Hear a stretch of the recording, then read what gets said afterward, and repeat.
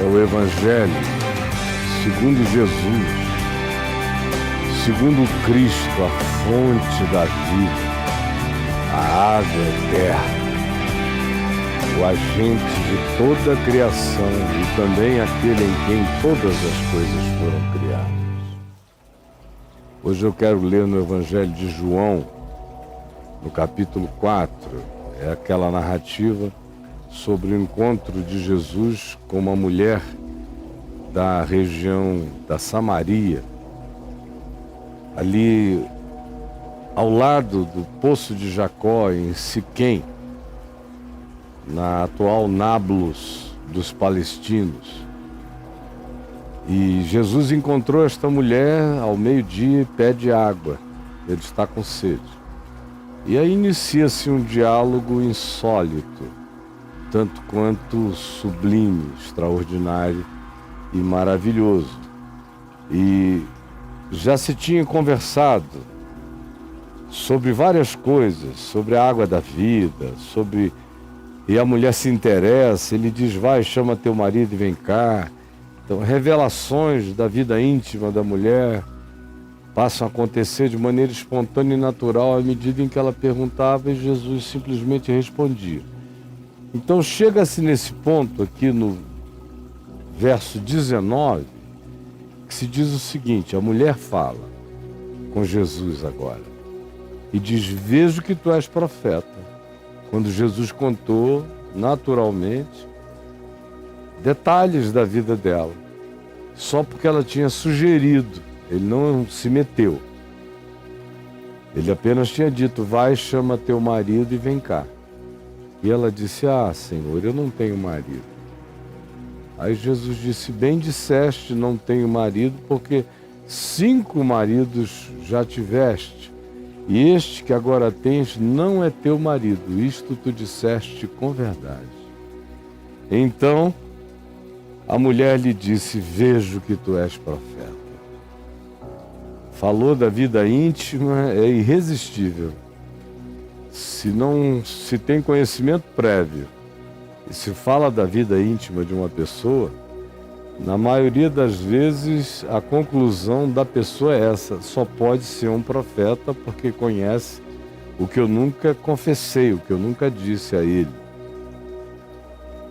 Nesse caso aqui era verdade, mas em alguns casos não. Você está lidando só com uma pessoa que tem capacitações paranormais, quando é verdadeiro. Algumas vezes é profético, outras vezes é apenas capacitação paranormal, não tem nada a ver com revelação do Espírito. Neste caso aqui, era profético. Aí ela prossegue e diz, nossos pais adoravam neste monte, porque o Poço de Jacó está ali embaixo do Monte Gerizim. Nossos pais adoravam aqui, neste Monte Gerizim. Vós, ao dizer vós, ela identifica Jesus com os judeus, com o povo de Israel e não com os samaritanos. Conquanto os samaritanos, originalmente, tenham sido parte das tribos de Israel que se separaram de Judá e de Jerusalém e formaram o reino norte de Israel, depois da morte de Salomão. Isso foi assim para sempre, até que eles foram para o cativeiro e lá foram miscigenados e voltaram sem uma identidade tão definida assim. Diferentemente dos judeus, que nunca se misturaram e mantiveram aquela certeza de identidade genética bem firmada. Então, voltamos à mulher dizendo, nossos pais adoravam neste monte. Vós, judeus, entretanto, dizeis que em Jerusalém é o lugar onde se deve adorar. Então Jesus respondeu, mulher, podes crer-me, que vem a hora, quando nem aqui neste monte, nem em Jerusalém, adorareis o Pai. Vós, aqui, adorais por crenças contínuas, mas adorais o que não conheceis, o que não discernistes. Nós, e quando ele diz nós, ele não está falando dos judeus todos, ele está falando de si, sobretudo, e daqueles que tinham esse discernimento. Nós adoramos o que conhecemos, porque a salvação vem dos judeus. Aí seria de supor que ele estaria dizendo que todos os judeus sabiam e conheciam a Deus, o Deus ao qual adoravam, e não é verdade. A história mostra que não é verdade e, portanto, não é isto que Jesus está dizendo aqui. Não é isto. Ele está falando de quem tinha esse discernimento de que Deus não era adorado em lugares. Nós adoramos o que conhecemos e conhecemos que Deus não é lugarizável. Deus não é o Deus dos lugares de poder e dos lugares sagrados. Deus é o Deus santo, mas ele não é feito sagrado. O sagrado é contido, o sagrado é indicável, o sagrado tem o poder supostamente de ser o imantador e aquilo por que convergem todas as energias que aquela tipificação do sagrado supostamente representa. Então, o que Jesus está dizendo não é os judeus sabem quem é Deus, porque senão seria uma contradição. Jesus virá dizer o tempo todo, e já vinha dizendo, vós não conhecem a Deus. Deus não é o vosso pai. O vosso pai é o diabo. Então, esse nós adoramos o que conhecemos está se referindo a quem tem essa consciência que ele anuncia de que Deus é espírito e importa que os seus adoradores o adorem em espírito e em verdade. E essa é uma percepção, de acordo com Jesus, que você encontrava com muito mais facilidade entre judeus do que entre qualquer outros povos. Mas não eram os judeus que adoravam o que conheciam, eram alguns em Israel que adoravam o que conheciam, longe de serem todos. Ele prossegue e diz, mas vem a hora, e já chegou, quando os verdadeiros adoradores adorarão o Pai em espírito e em verdade. Esses não precisam ser judeus, samaritanos, homens, mulheres, não tem distinção, não há homem, nem mulher, nem escravo, nem liberto, nem judeu, nem samaritano. Tudo isso morre quando essa hora chega. E Jesus disse, essa hora vem e já chegou. Por isso, quem quer que tenha a consciência de Cristo, sabe que isso tudo acerca do sagrado, das diferenciações impostas por quem conhece o sagrado ou não conhece o sagrado, tudo isso em Cristo acabou. A hora vem e já chegou há 2000 anos atrás, lá na Samaria. O que é que vocês acham que está instituído para nós hoje aqui, senão o fato de que todas essas lugarizações de Deus acabaram, elas nunca de fato existiram, exceto para esses que adoravam sem conhecer, que adoravam sem discernir, que Deus é espírito e que importa que os seus adoradores o adorem em espírito e em verdade. Por isso, vem a hora e já chegou, quando os verdadeiros adoradores adorarão o Pai em espírito e em verdade, porque são estes os que o Pai procura comunhão. Deus procura adoradores que sejam seres do espírito, da consciência e da verdade. Esses são os únicos que conseguem, que podem adorar a Deus. Porque sem que eu seja um ser de conhecimento espiritual e de apreço pela verdade dentro de mim, não uma doutrina externa a mim, mas a verdade como prática da minha consciência, sem que eu seja assim, não existe Deus para ser adorado. Deus, no entanto, procura essas raridades para serem seus adoradores, esses homens e mulheres da consciência do Espírito e da vida que busca submeter-se à verdade no interior, no coração. Esses são os que o Pai procura. Por quê? Porque Deus é Espírito. Só se terá conhecimento experiencial de Deus em Espírito. Deus é Espírito. Deus não habita lugares, Deus não imanta cachoeiras, desertos, montanhas. Deus é Espírito. Ele procura esses que o adoram em espírito e em verdade e que privilegiam a consciência, a sinceridade. Esses o Pai procura, porque Deus é Espírito. Por isso, é necessário e importa que os seus adoradores o adorem assim, em espírito e em verdade. O adorem em consciência e em submissão à verdade de Deus, que está manifesta no coração de todos os homens que queiram, que desejem, que não estejam dispostos a trocar a verdade pela mentira. A esses Deus se revela sempre. E a esses Deus procura sempre. Porque esses são os únicos capazes de adorarem a Deus. Porque Deus é Espírito. Portanto, é necessário que os seus adoradores o adorem em espírito e em verdade. O que é complicado para entender acerca disso? Eu sei, respondeu a mulher, eu sei que quando vier o Cristo, o Messias chamado Cristo, ungido, quando ele vier, nos anunciará tudo, nos ensinará o caminho da vida. Isso aqui entre nós é sabido, é dito que haverá de chegar o Cristo, o qual nos ensinará qual é o caminho da vida. Disse-lhe Jesus, eu sou.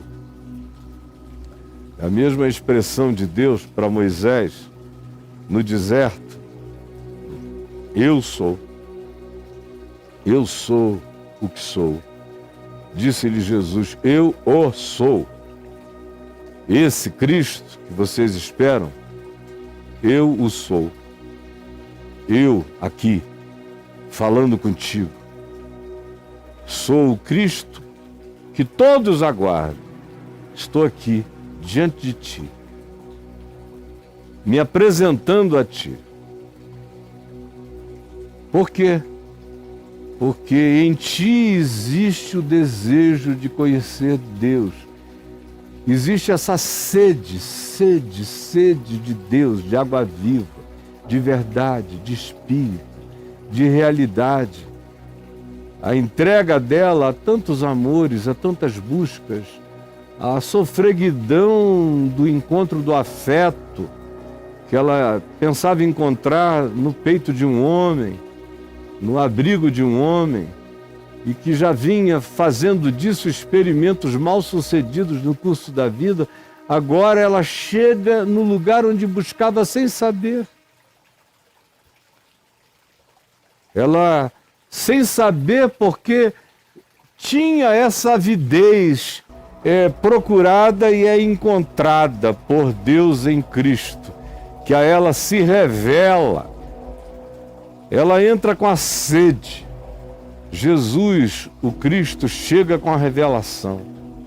A própria sede já é uma mistura de necessidade intrínseca com uma vontade especial de provar algo que está para além da água que ela bebe todo dia ou dos amores que ela conheceu até aqui e até agora. Eu sei que vai chegar o dia em que virá o Cristo e Ele nos anunciará, nos ensinará o caminho da vida. Todas as coisas, disse-lhe Jesus, eu sou. Deu um preto ali agora, mas aqui tem luz. Eu o sou, eu que falo contigo. Neste ponto chegaram os seus discípulos e se admiraram de que ele estivesse falando como uma mulher. Ele, um homem novo, forte, a mulher certamente bela.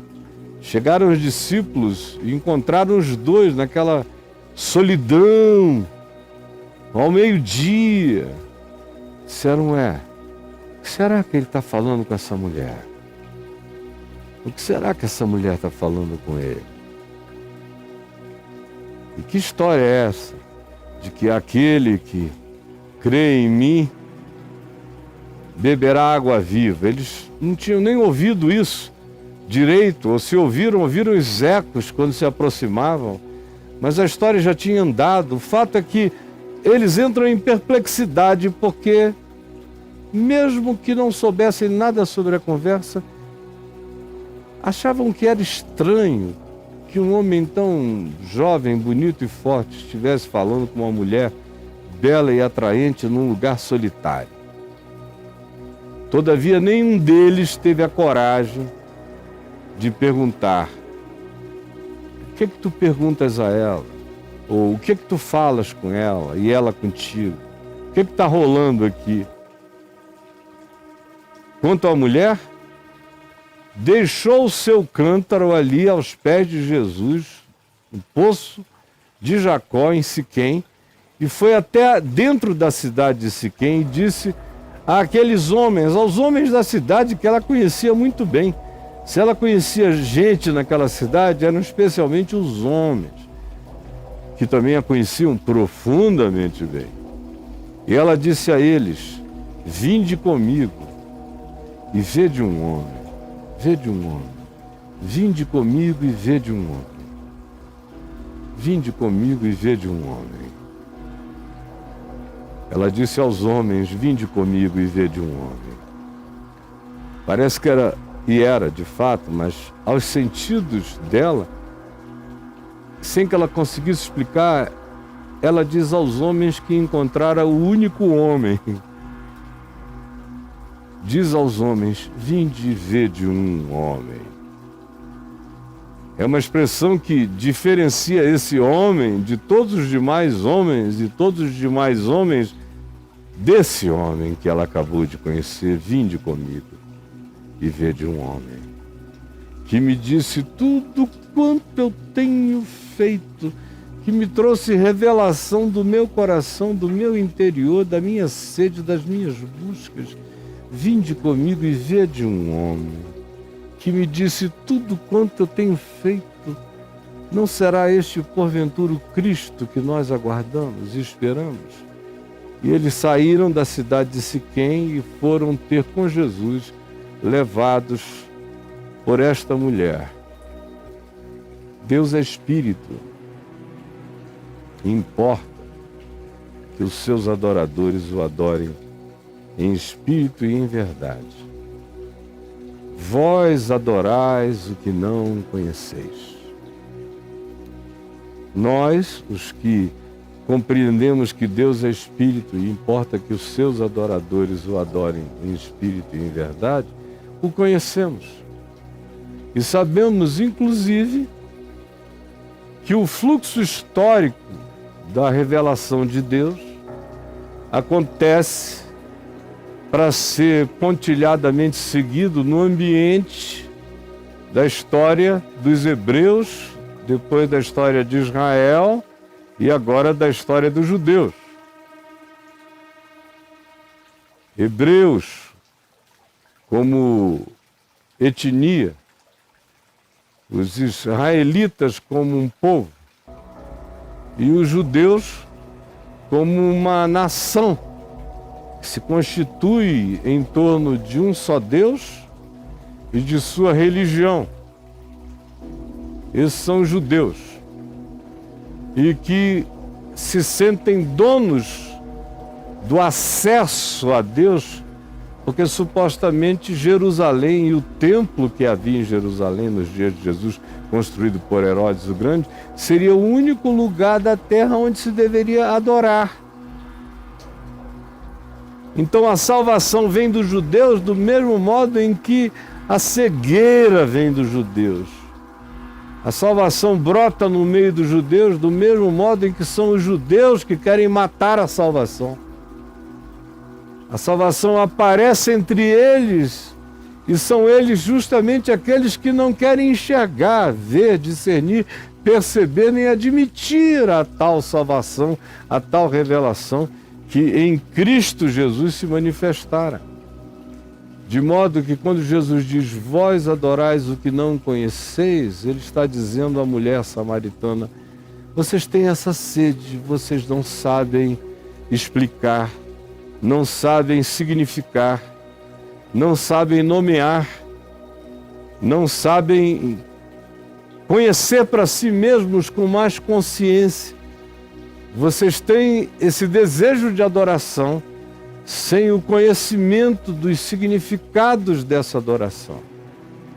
Nós, ele está falando daqueles que se identificam com ele e veem a vida como ele vê.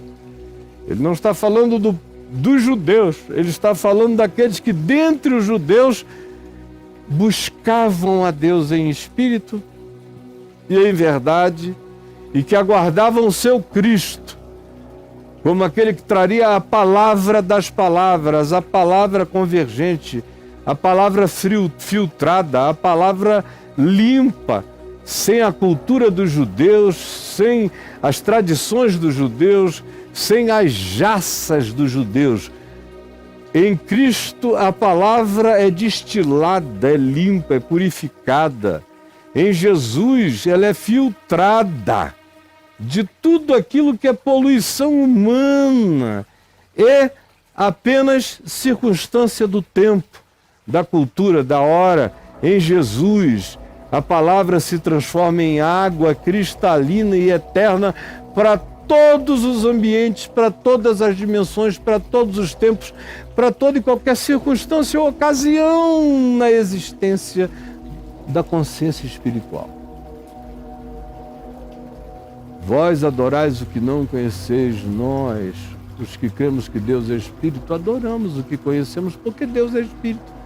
Só se pode conhecer a Deus em Espírito e em verdade. E são esses que Deus procura. Está procurando consciências livres, que não creiam que Deus está contingenciado, ou que Deus é melhor discernido se eu subir um monte, ou se eu fizer uma quarentena de jejuns num lugar deserto, ou Deus será melhor percebido por mim se eu subir a Jerusalém para adorar, ou se eu não faltar um lugar de culto diferenciado para ser chamado de o lugar onde Deus mora.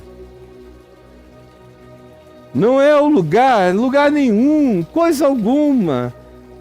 Os céus dos céus, o universo, o cosmo dos cosmos, todas as dimensões não podem contê-lo.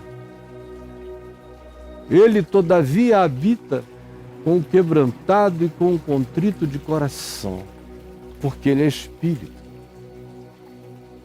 Tudo que existe, existe nele.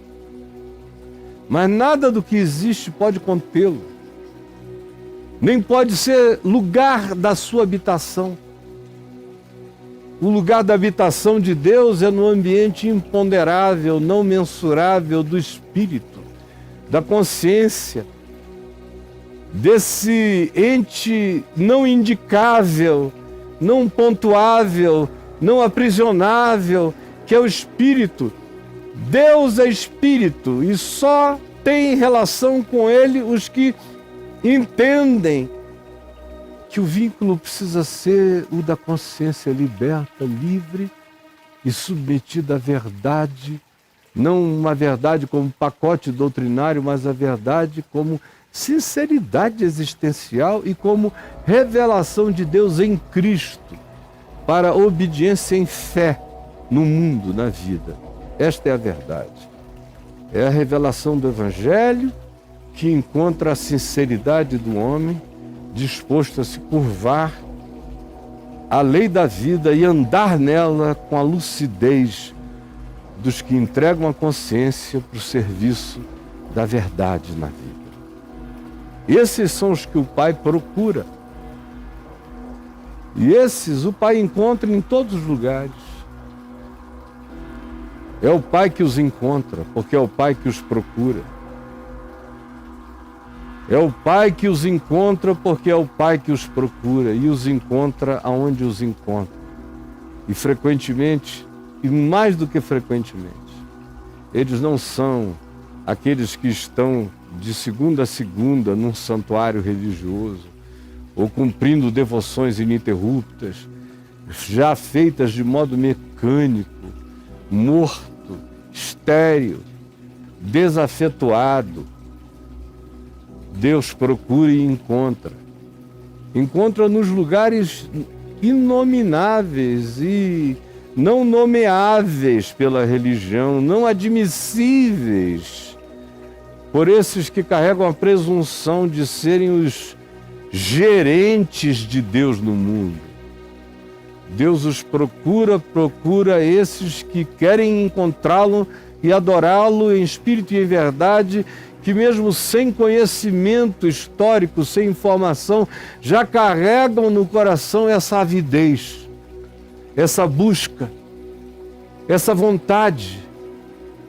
E eu encontro frequentemente ateus mais sinceros do que crentes, que por não terem ainda conhecido a Deus de modo a dizer eu conheci a Deus, preferem dizer eu acho que Ele não existe, ou eu nem creio. Mas você olha para eles e vê que a busca de vida deles é a busca por Deus. É a busca por encontros sinceros, por verdade, por aquilo que seja praticado com justiça, que seja prioritariamente amor. Eles não têm a informação, mas eles são movidos pela pulsão dessa busca. Isso já é provocação divina neles. É Deus indo ao encontro desse filho que, sem saber, tateia de volta para a casa do Pai. E o Pai os acha. O Pai sempre os acha. O que eu quero que você fique sabendo é isto. Tem gente aqui comigo que perdeu praticamente quase toda a existência na Terra, aqui, nessa dimensão, buscando a Deus em templos, em santuários, em terreiros, em cultos, em sessões, em salões, em montanhas, em lugares, em quarentenas. Nunca tiveram paz, nunca tiveram a sede dessedentada. Continuam sedentos, sôfregos, aflitos, inquietos, desassossegados, incomodados, ansiosos. Eles têm templos, santuários, sacerdotes, cultos, ritos, liturgias, religiões, um monte sagrado ou uma cidade santa, seja lá o que for, mas adoram o que não conheceram. Adoram o que não conheceram. Porque Deus se revela em Cristo, que ensina o caminho da vida, como aquela mulher bem sabia. Mas Ele procura os seus. Nem todo o que me diz Senhor, Senhor, entrará no reino dos céus, disse Jesus. Porque não são sinceros, não adoram a Deus em espírito e em verdade. Nem todo o que diz em teu nome eu fiz milagres, expulsei demônios, curei enfermos, conhece a Deus. Porque não o conhecem em espírito e em verdade. Não. Estão dentro dos negócios de Deus como commodity. Deus é a melhor commodity da história humana. Porque ninguém tem que gastar muito para mostrar para o crédulo, para o ser crédulo, a Deus. Basta que você faça um objeto e diga, isto aqui é Deus. E haverá muitos crédulos que fixarão o olhar naquele objeto. Uma montanha, e você diga, quem subir nesta montanha 7 vezes na vida ficará superior aos demais e entrará no reino dos céus. Haverá multidões multidões para fazerem essa insanidade acontecer. E assim você pode multiplicar por tudo o que você veja sendo feito, de maneira a tornar coisas relíquias sagradas, lugares santos, onde Deus mora, só para distraírem essa sede humana que vai fazendo com que o indivíduo vá de altar em altar, sempre adorando o Deus desconhecido. Vós adorais o que não conheceis. Fazem altares ao Deus que não conhecem. Vós adorais o que não conheceis. E a maioria dos que estão aqui comigo, a maioria esmagadora, adoram o que não conhecem. E acham que porque eles vão num lugar de culto e se dobram ali ou levantam as mãos, eles conhecem a Deus.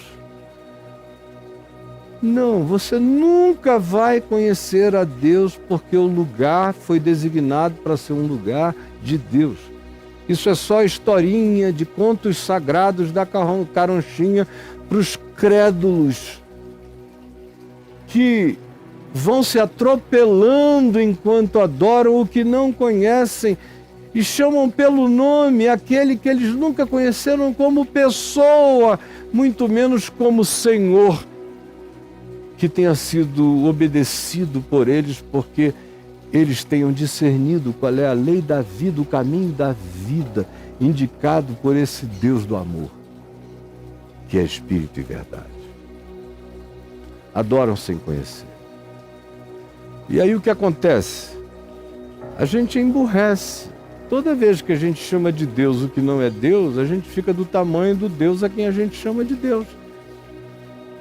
É por isso que quanto mais religioso, mais burro o indivíduo se torna, porque ele vai chamando de Deus a pequenez do tamanho da sua mediocridade, ou do tamanho da mediocridade dos que ensinam Deus para ele como se Deus fosse ensinável. E aí ele vai emburrecendo. A adoração ao Deus que não é Deus emburrece. Diminui a mente, diminui o espírito, vai matando a intuição, acaba com a sensibilidade, reduz o indivíduo a uma máquina condicionada, a um ser pavloviano que vai de treino em treino, de condicionamento em condicionamento, repetindo mecanicamente as mesmas coisas. Aliás, a palavra mecanicamente foi usada por Jesus algumas vezes no Evangelho. Mecanicamente. Fazem isso no automático, sem espírito e sem verdade. No entanto, a adoração em espírito e em verdade me inteligencifica. A adoração em espírito e em verdade me abre a mente, me ilumina, me dilata, me aprofunda, me incomprida, me dá alturas de percepção que eu não tinha, me expande, me faz infinitamente maior do que eu sozinho jamais seria. Eu sozinho jamais seria quem eu sou. Eu sou a minha adoração. Eu sou do tamanho da minha consciência. Eu sou do tamanho do Deus da minha vida. Se o Deus da minha vida tem tamanho, a minha vida tem tamanho. Se o Deus da minha vida não tem tamanho, a minha vida é eterna. Se expande. Vós adorais o que não conheceis. Se você andar comigo aqui todo dia, você vai aprender o conhecimento de Deus em Cristo Jesus e a revelação dele acerca de si mesmo a nós, porque é ele quem nos procura e procura agora, hoje aqui, aqueles que queiram ser os seus adoradores, que o adorem em espírito e em verdade.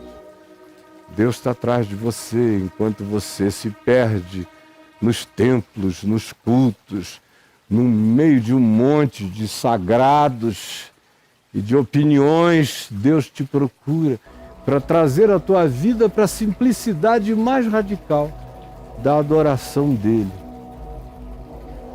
em espírito e em verdade. Pura e simples, sem nada entre vocês, nem mesmo a Bíblia entre vocês, ninguém. Só Cristo. Ninguém vem ao Pai senão por mim. Espírito e verdade, é esses os que o Pai procura para seus adoradores. Senhor Jesus, que hoje muitos sejam achados e se deixem achar pelo Deus único, vivo e verdadeiro, que os procura para serem seus adoradores lúcidos, cheios de fé, que os expanda, que os dilate, que dilate a sua consciência acerca de si mesmos, acerca da criação, acerca do Criador, acerca da vida, e nos deixe a graça, nos doe, nos dê a graça de vivermos a vida como culto e o culto como vida, a existência como um estado lúcido de adoração e a adoração como um estado comprometido de viver. É o que eu peço que tu nos ajudes a entender, porque foi isto que tu nos ensinaste. O mais é doutrina de Satanás, enganando a mente humana, afastando o homem da simplicidade da revelação e o levando para os complexismos intermináveis e as dívidas impagáveis ensinadas pelas religiões ou pelas barganhas. Eu te imploro, ilumina a consciência para que a mentira seja dissipada do nosso olhar. É o que eu te rogo hoje e agora, em nome de Jesus. Amém.